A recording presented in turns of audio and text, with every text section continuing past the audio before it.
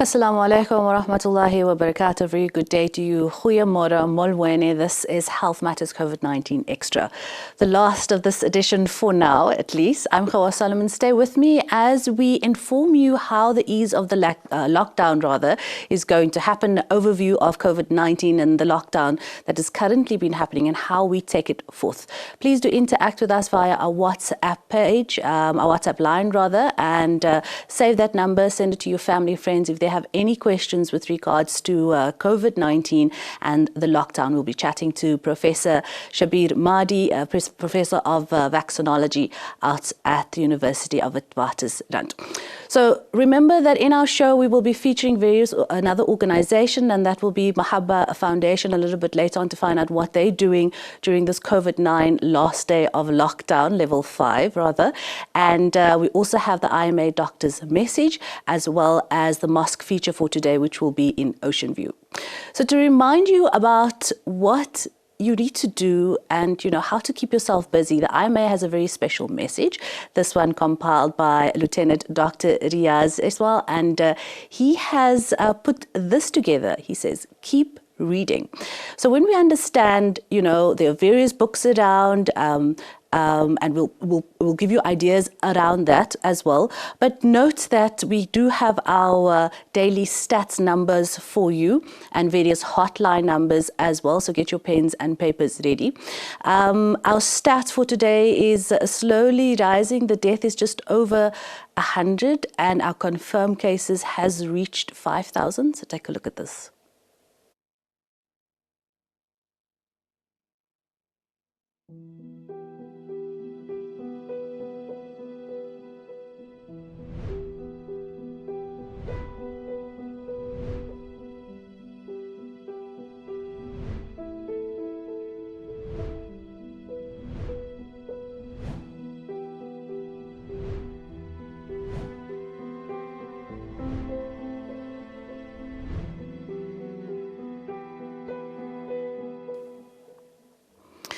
So there you have it. South Africans confirmed COVID-19 cases at 5,350 across the provinces. We see quite a big number, over 2,000 within the Western Cape.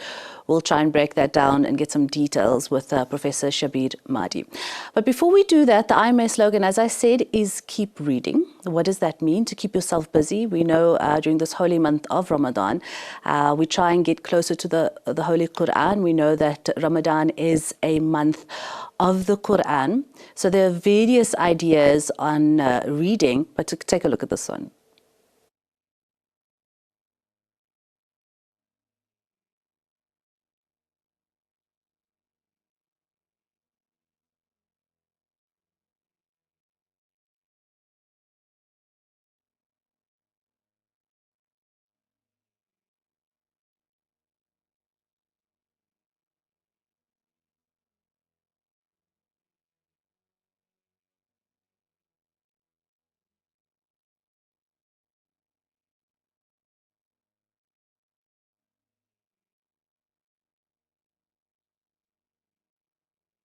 Various links that you can also get some audio reading. So if you're busy in the kitchen or with the kids, put on some headsets and you can do the audio book. There is, I think, on Play Store and on the iStore, the App Store. There are various free audio books that you can listen to, both religious, self-reflection. There are some novels, fiction or non-fiction, whichever is your preference, some bios as well from individuals, some great speeches. But then again, we know the Ramadan this time is the month of the Quran. So in every sense of the word, if we can finish a khatam, I think that there are individuals, I was chatting to a friend, and there are individuals on their second khatam for the month already. Yes, that's right, halfway through the second khatam. So, let the reading, I think, bug bite you if it hasn't just yet. We know we are going to reach level 4, so a lot is still going to take place within this restriction of lockdown of level 4. So Day 34 of lockdown level 5. Can you believe it? You've made it that far, this last day of April. Alhamdulillah. Shukr to Almighty. So there you have it. Try some self-help classics like The Alchemist. Remember, there are various other books, novels and stuff that you can get your mind around. It is some light-hearted reading. If you enjoy magazines, then go for that as well. And if your kids are not into reading, comic books is also a good way to go around. Joke books also for them. It just gets the reading started. And as I mentioned, the Holy Quran has been revealed within this blessed month of Ramadan. So to get away of the words of what Allah is trying to tell us, let's also understand what we are reading in that same light. So keep reading during this lockdown.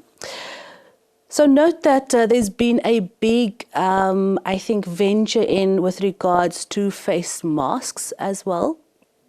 And we need to understand the correct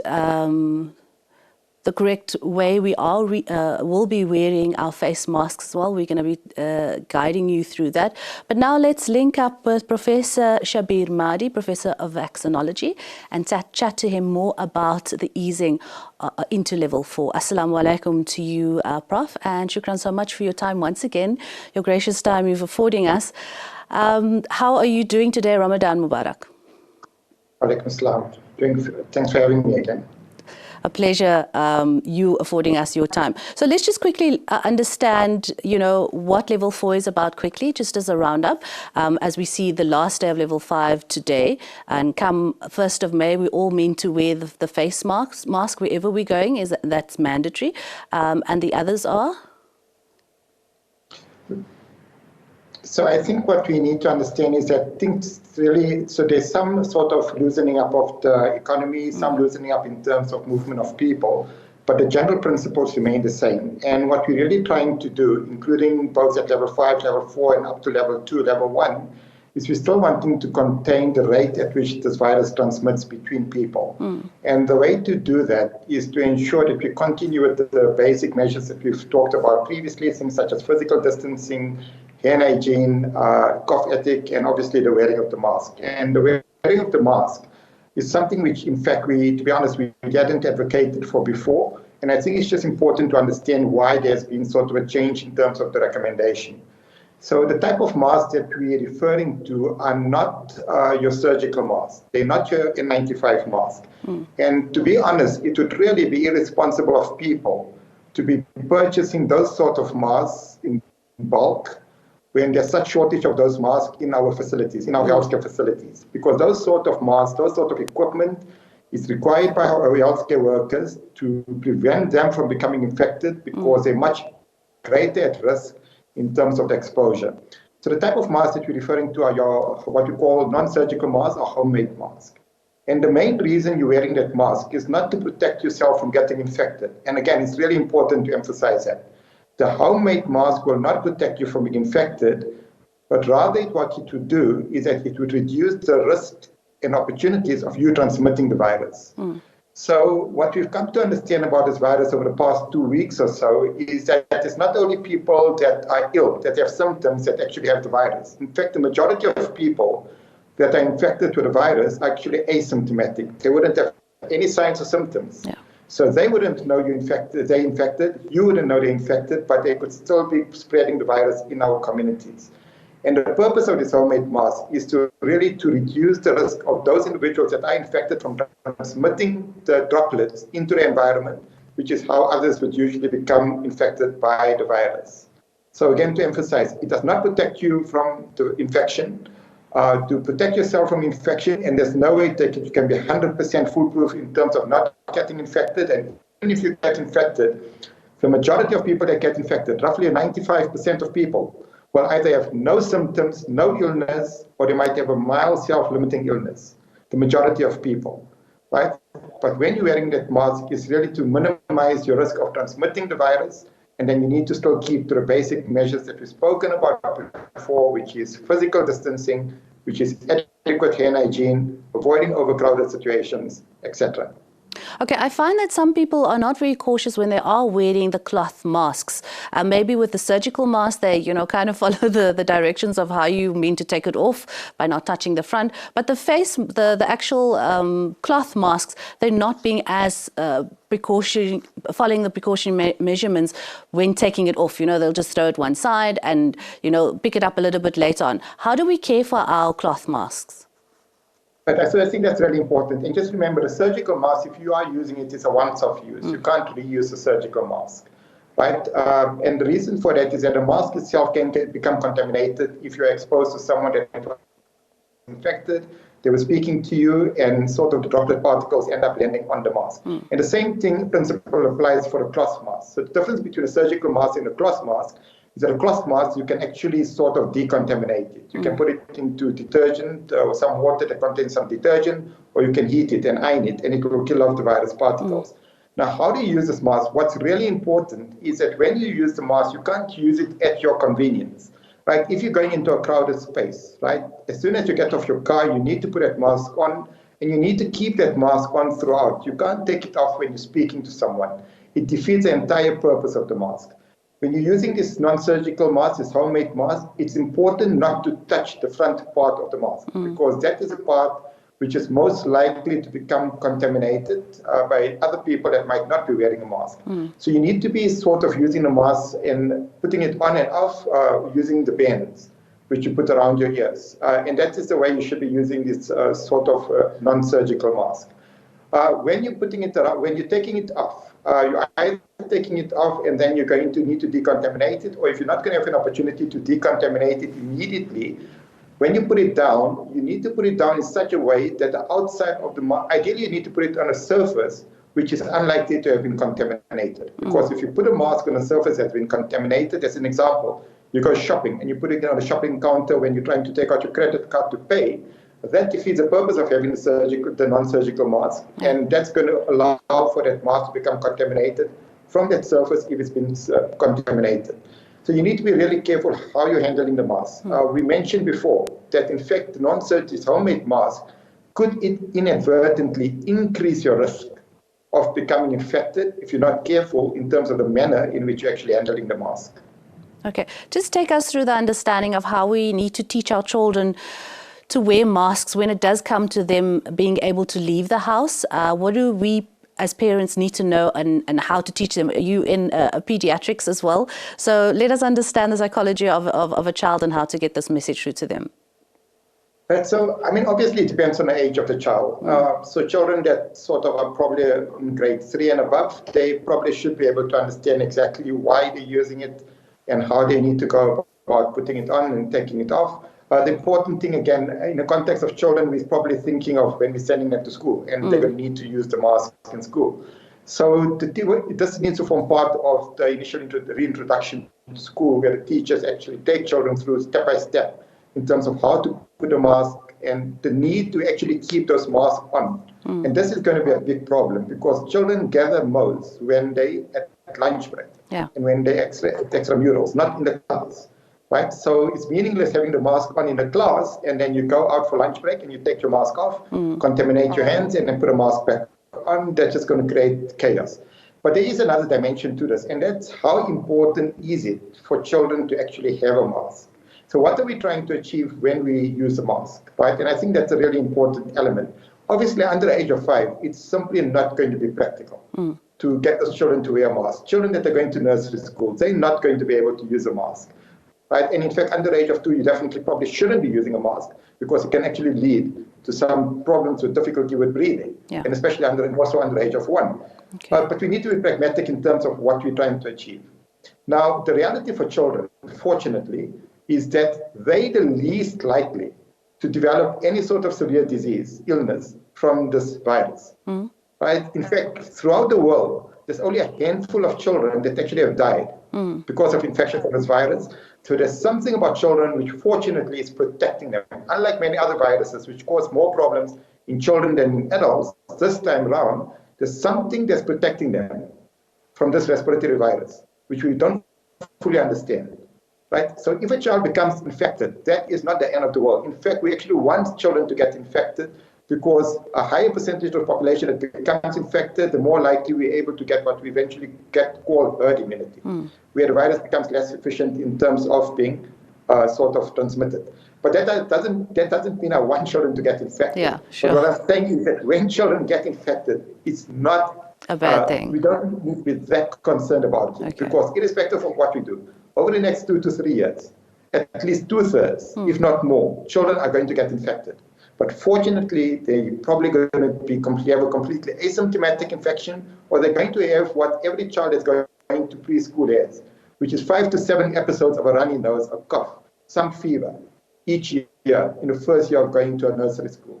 Right? And that is the reality. So this virus for children is similar to all of the other viruses that they exposed to every year, that causes them to cough, that causes them to have a runny nose, and to have a mild fever, be miserable for a few days, and then they, absolutely no problem. I want to unpack that idea and that sense and our understanding of immunity and what you just explained now with regards to children's immunity. Your questions on COVID-19, and as we ease back into level 4, at least into level 4, the last day we see of level 5, alhamdulillah, but more just after this. Stay with us.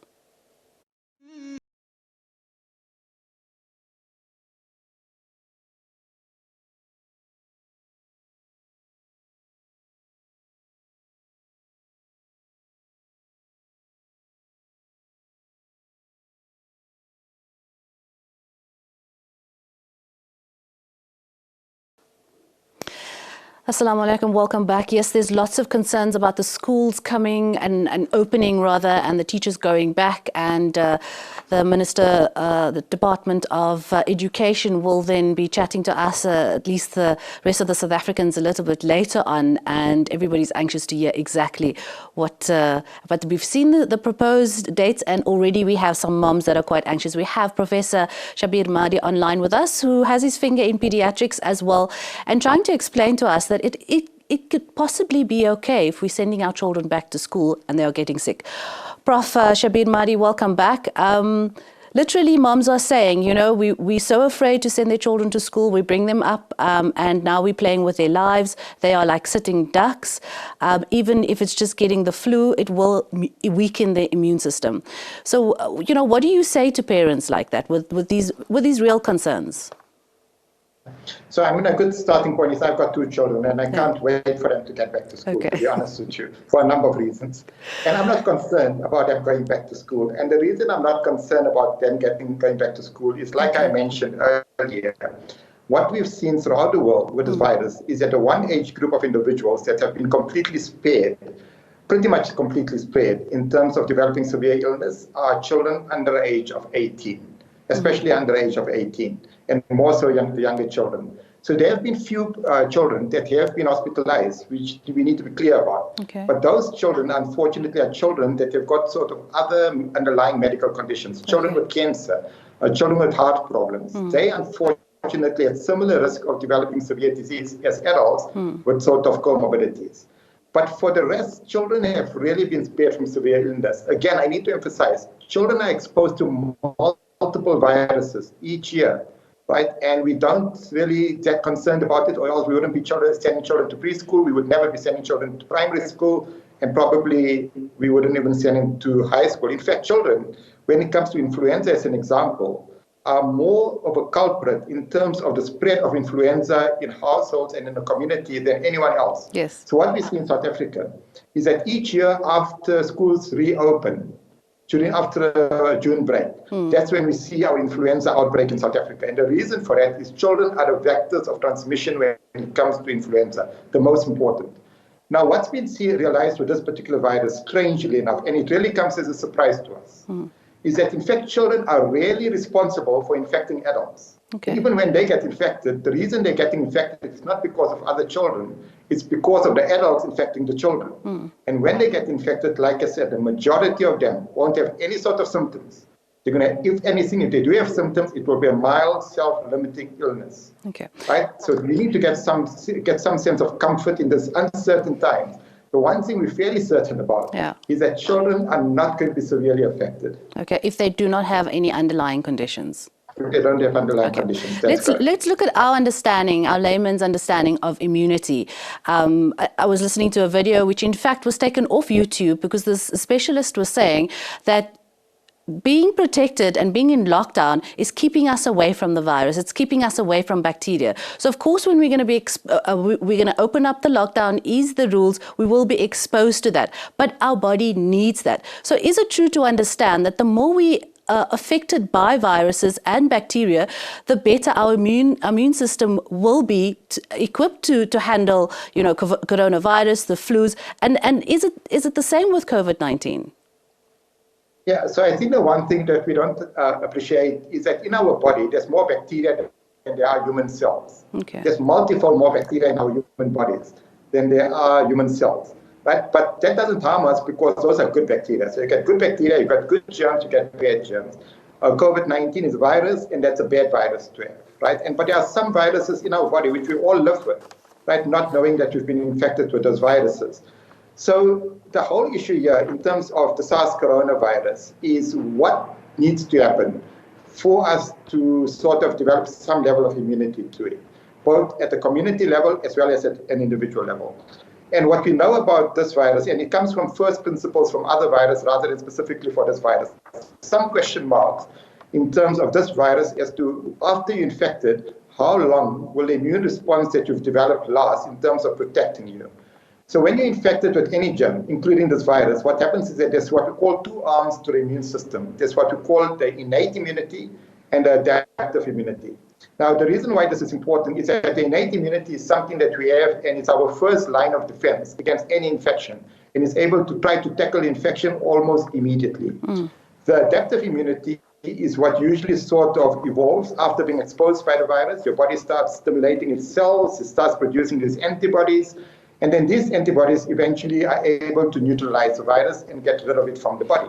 So that's what usually happens. Now, these antibodies that are produced, that the body's immune system produces, there's also what we call memory responses. So the body, the white cells in the body now that produces these antibodies, remember that they've been previously exposed to this foreign substance.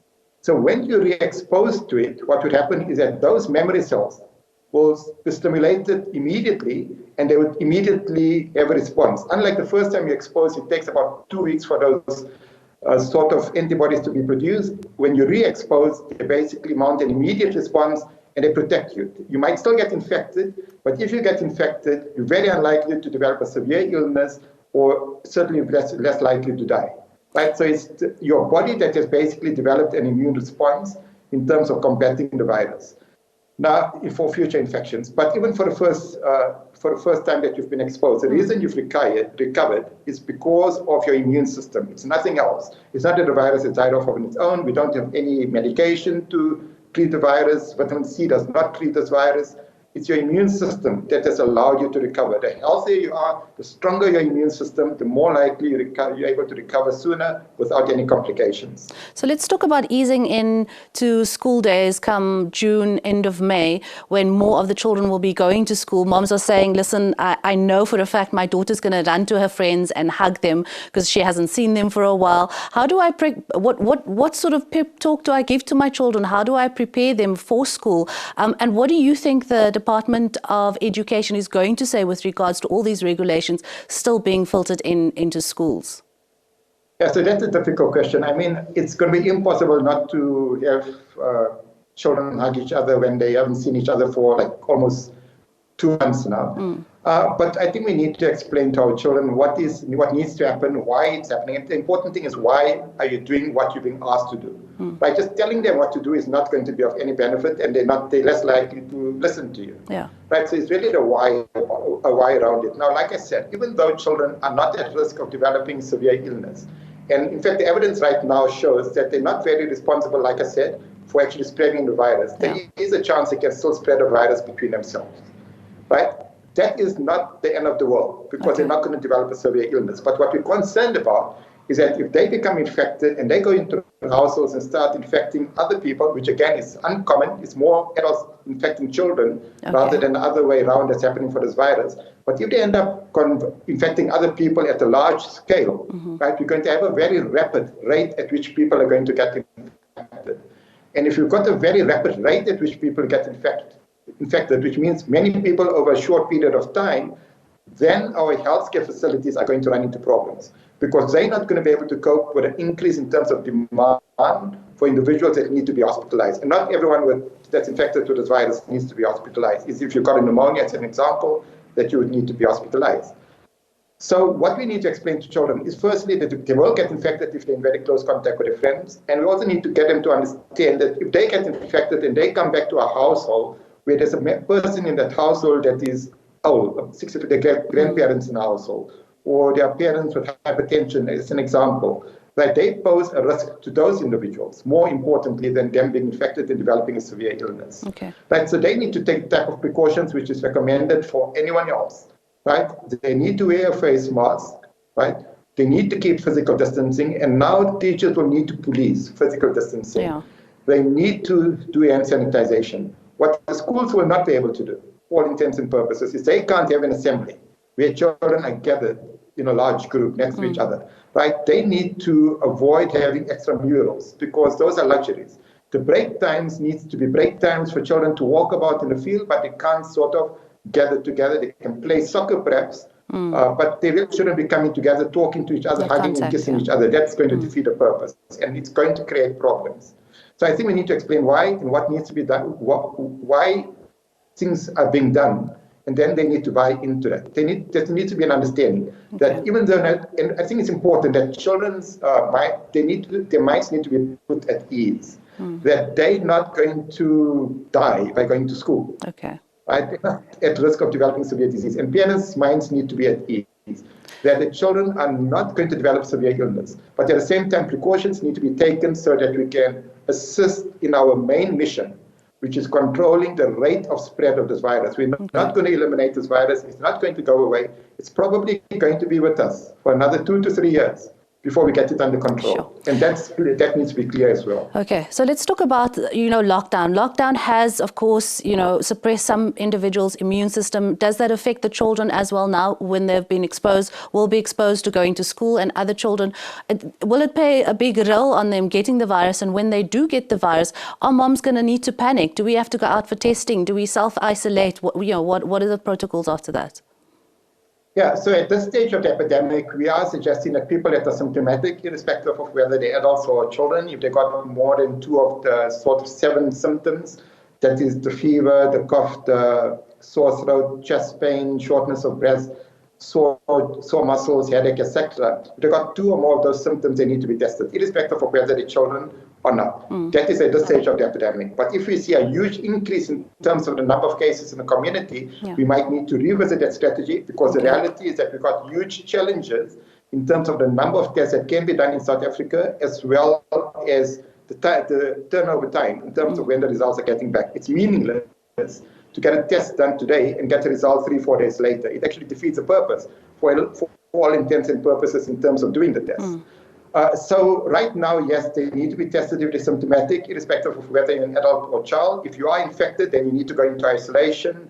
The people that you have been in close contact with, they need to be in quarantine. But in the context of schools, if we have 1 case in a school, it doesn't mean the whole school needs to be shut down. In fact, it doesn't even mean that the other children in that class necessarily need to go into quarantine. Because if we go that road, we might as well keep our schools shut, because we will be in perpetual lockdown for the next few years. Okay.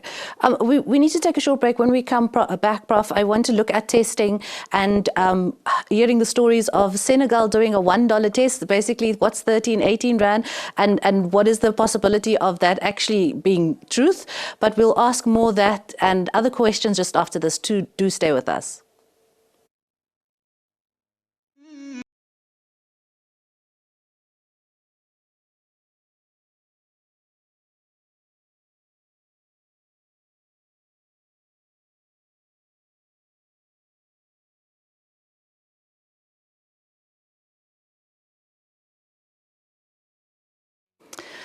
Welcome back. Note that any of the shows that you have missed of Health Matters Extra and the important shows on ITV, please follow our YouTube link. That's ITV Networks, this one, Health Matters, and the others as well.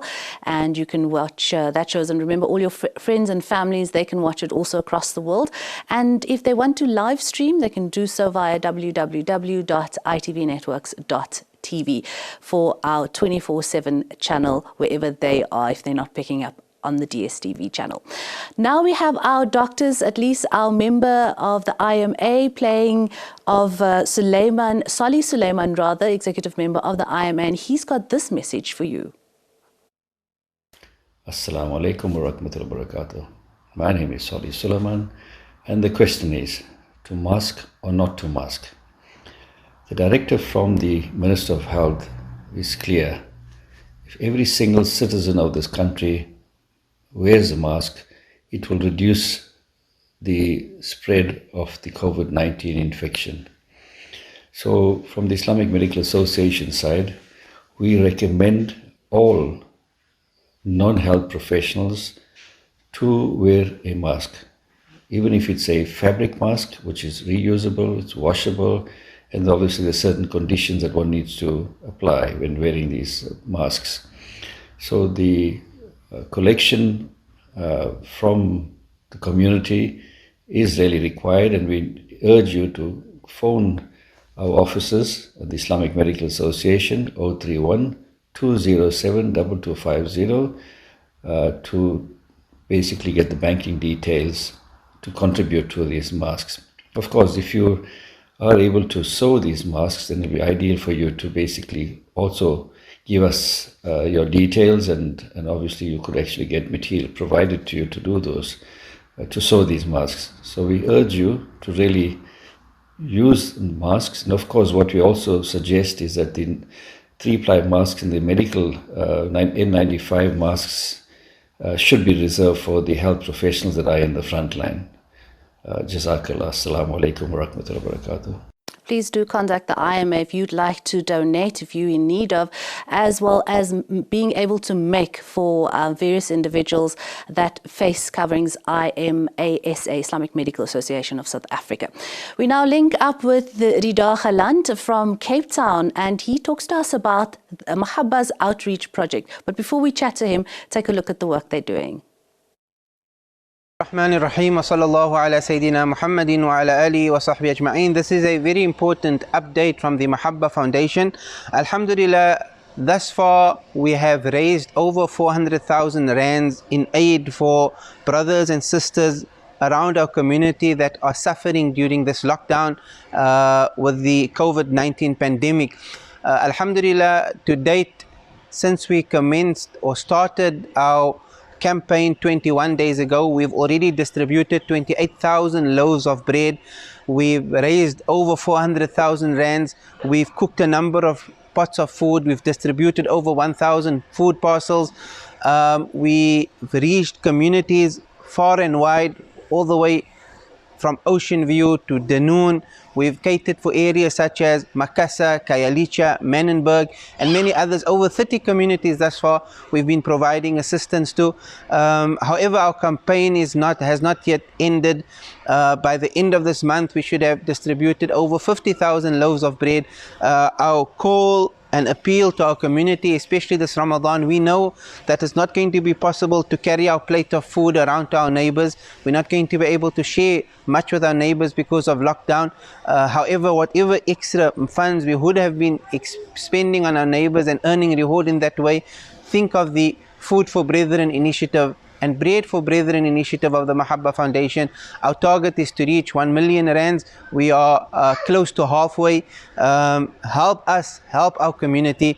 Again, we want to give a special thanks and recognition to the CAR Foundation for their support and aid in assisting us in delivering this important support and need to the broader communities.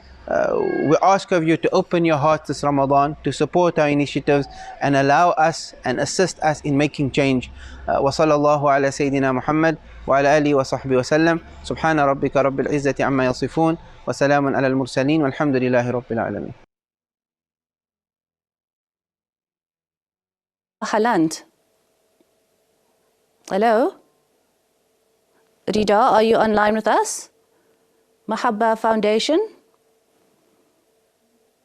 Okay, we don't seem to have Rida Khalant from the Mahabba Foundation online. We will connect with him in a few minutes. As you heard there, that there are various organizations out there. This one we're highlighting Bread for Brethren, understanding that every household needs to have a loaf of bread. So from as little, I think, as 6 Rand or 10 Rand, you can donate to put some food in somebody's stomach. I was reading a hadith recently and it spoke about how, when you feed someone that bread, that food that settles in their stomach is so encompassing a lot of feelings of, not just hunger, soothing a emotion, soothing a need for bread to, feed the hunger, but it satisfies so much within that individual. So it's not just, giving somebody something to eat, but it's also soothing a need that they find within themselves, their hearts even.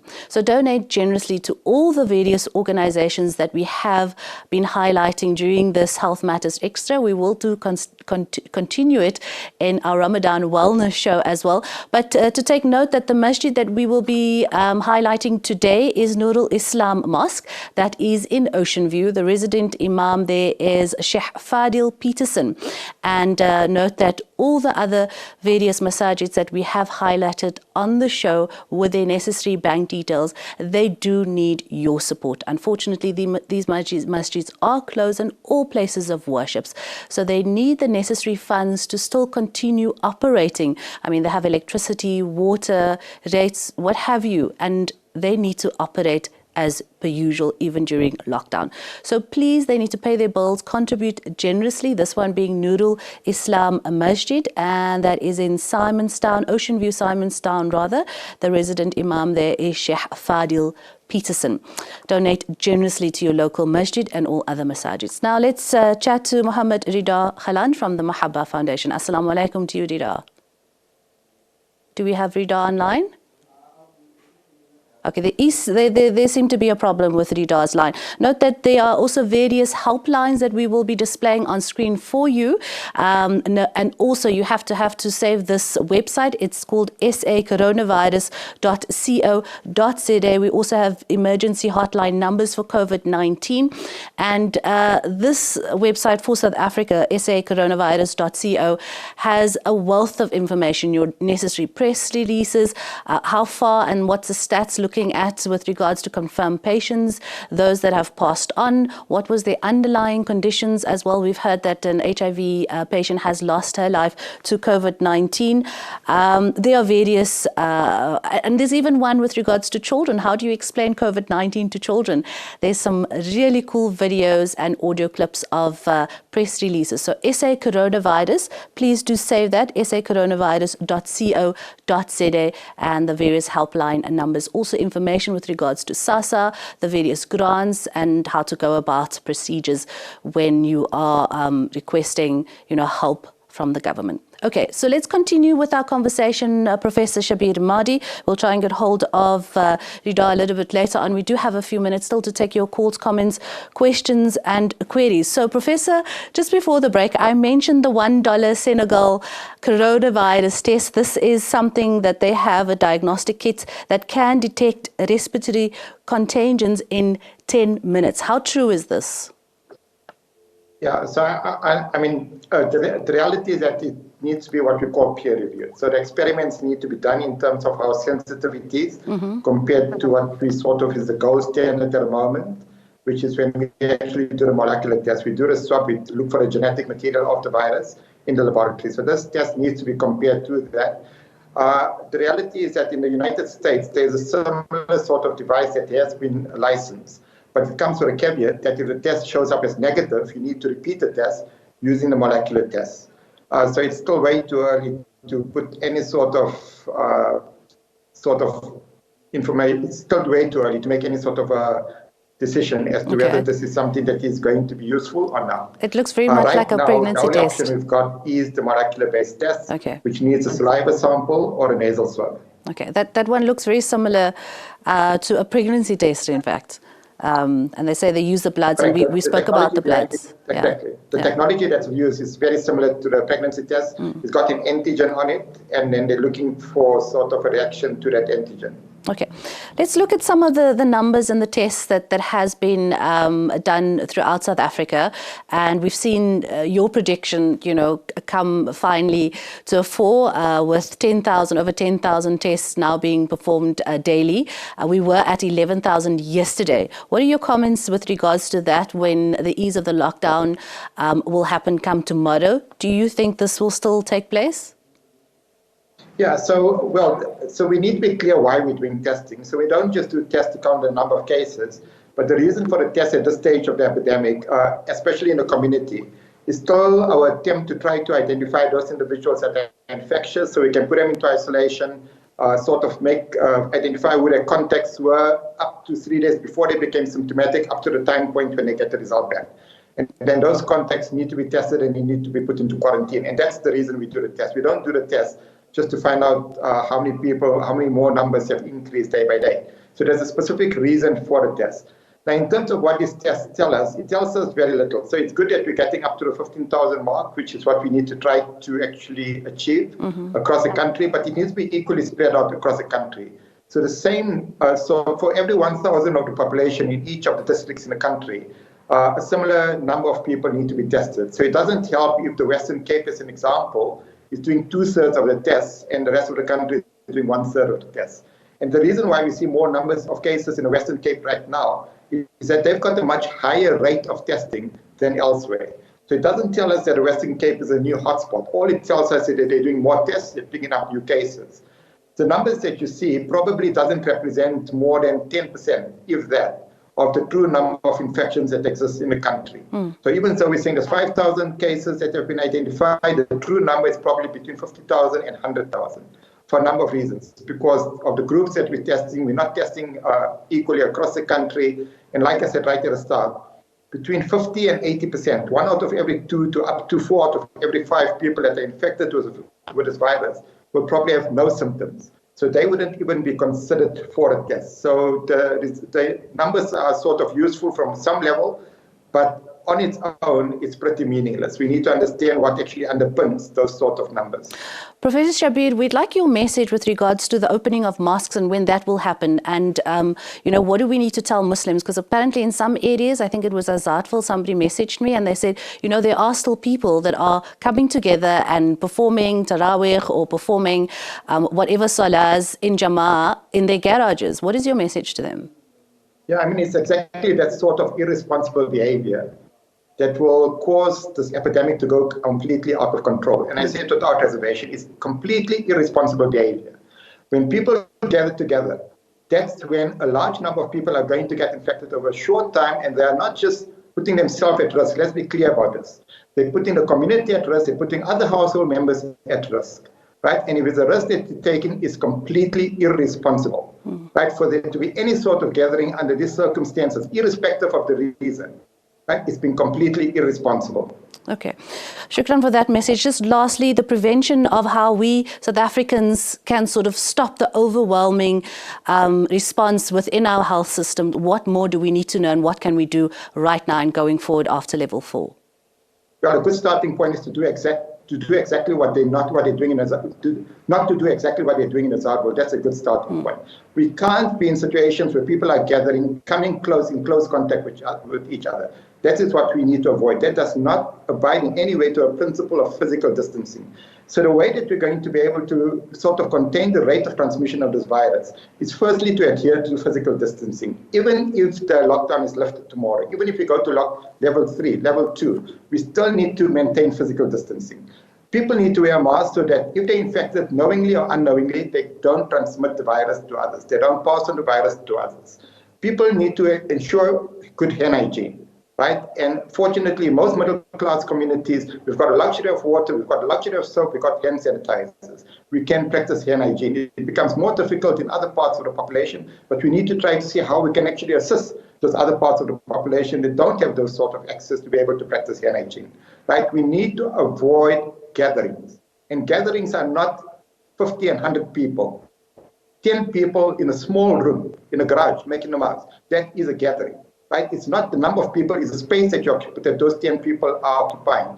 If they're not keeping a distance of 1.5 to 2 meters from each other, they're putting their own lives at risk, they're putting their own health at risk, and they're putting the risk of the parents and the grandparents, they're putting the lives of the parents and grandparents who are likely to have this sort of comorbidities that causes people to die at risk as well. Jazakallah for your time, Professor Shabir Mahdi. Always a pleasure chatting to you. Everything of the best till we definitely speak again. This won't be the end. May the Almighty protect you and the rest of your team to carry on the work that you are doing. And once again, a big shukran for all your time you've offered us on Health Matters Extra. Assalamu alaikum. There you have it, Professor Shabir Mahdi. He is the Professor of Vaccinology and a pediatrician, specialized in pediatrician. So we got his hand a bit with regards to helping out children when they do get COVID-19. So let's quickly wrap up with our NGO today. We heard earlier that the Mahabba Foundation is doing some brilliant work with Bread for Brethren. Assalamu alaikum to you, Rida. Walaikum salam wa rahmatullahi Okay, finally we got hold of you. All right. Tell us about the project that Maulana Abdurrahman just explained. Yes, Alhamdulillah, the Mahabba Foundation, our core is we connect creation to the Creator, Allah. And at the beginning of the COVID, we thought it would be apt for us to do something for humanity. And we based it on one of our teachers, Sheikh Abu Bakr bin Salim. He used to bake 1,000 loaves of bread every day for more than 40 years and distribute it amongst the poor in Yemen. And we based our Bread for Brethren campaign on that. In the beginning, we only aimed to raise enough funds to distribute about 500 loaves of bread a day. But the community responded so beautifully, and then we took it to 1,000 loaves a day, and we are currently operating at 3,000 loaves a day, alhamdulillah. MashaAllah. Which areas do you serve? So we serve, we have partnered with the Car Foundation. They have a footprint in most of the very, very impoverished communities, stretching from Strand, the Noon, Khayelitsha, Hanover Park, Heideveld, Mitchell's Plain, etc. So we currently have a system that CAF distributes half, and the Mahabba young brothers who have taken out their time, who goes to certain drop-off points every morning to drop off bread. We don't do the actual distribution, but we work in partner with people that's currently on the ground that has programs already running. So we would supply them with bread and food packs and food and vegetables, etc. Inshallah. So Rida, just quickly wrap up with us how people can get hold of you and be part of distributing even and donating. Yeah, so currently our target is we would like to raise 1 million rand in order to obviously keep this 3,000 loaves of bread going per day. So we have relaunched our campaign. And if all the Muslim brothers and sisters can please donate generously, if you give 180 rand, you give one family 1 loaf of bread a day. So we've broken it down to that granular level that it makes it much more easier for people to donate. So they can either contact me on 076 27111574. The bank details is on our poster, so ITV will flag the poster once again. So that, or you can just WhatsApp me, and I'll send you the bank details. We also have a Food for Brethren campaign where we have a food parcel for approximately 2 adults and 2 kids, which cost 85 rand. So that as well is going very well. So far we've distributed 2,000 parcels, and we implore the community to please assist us in delivering more. Finally, yesterday, one of our brothers that delivers to Nova Park, he came to a house and the lady was standing outside. And she said she's been making dua all day to ask Allah to help her to feed her kids for iftar, and here somebody brought her something. Alhamdulillah. Alhamdulillah. Rida, are you guys just operating within the Western Cape area? Yes, we are currently only operating. Okay, those. inshallah. So people can connect with you via the Facebook page, those various WhatsApp lines, and directly do EFTs. And if they want to donate and send cash, how can they get that to you as well? Yes, they can. They can just give me a call. We can arrange for that, obviously, to happen, inshallah. Okay. Jazakallah so much to you, Rida, and the rest of the Mahabba outreach team for doing some brilliant work within the community. A loaf of bread to feed a family for only 180 Rand a day. Jazakallah for your time. May this project grow from strength to strength, not just during lockdown and the occasion of COVID-19, but all other aspects, and may it grow maybe to Johannesburg as well. But all the best. Ameen, All the best, Rida. Assalamu alaikum to you. Afwan. Wa alaikum salam. So remember that and any of the other numbers that you have missed on this show and our various shows that we've had over this past 2-3 weeks now. Alhamdulillah, shukran so much for staying with us, following us and being part of Health Matters COVID-19 Extra. We see the end of the show for now and move on to Ramadan Wellness in next week's show. Please be part of it. We want to hear from your kids, from your family, and we want to make it sort of a women's holistic show as well. Be part of it. Follow us, Ramadan Wellness, via our ITV Twitter page, and it will be during this time, Monday to Thursday, and we connect with you with various information. We'll still keep the mask and the information with NGOs going, but the focus will be more on spiritual, mental, and holistic wellness during this month of Ramadan. But from me and my team that has worked so well with Health Matters Extra, we hope you have enjoyed it. Please connect with us. And again, that WhatsApp line is available to you to comment any questions and numbers that you have missed or information, even some of the videos we can forward through to you if you want to see them again. But it's been an absolute pleasure being in your home with this edition of Health Matters Extra. Do catch our shows on the YouTube channel. From me, Hawa Solomon, and my team, Assalamu alaikum and goodbye.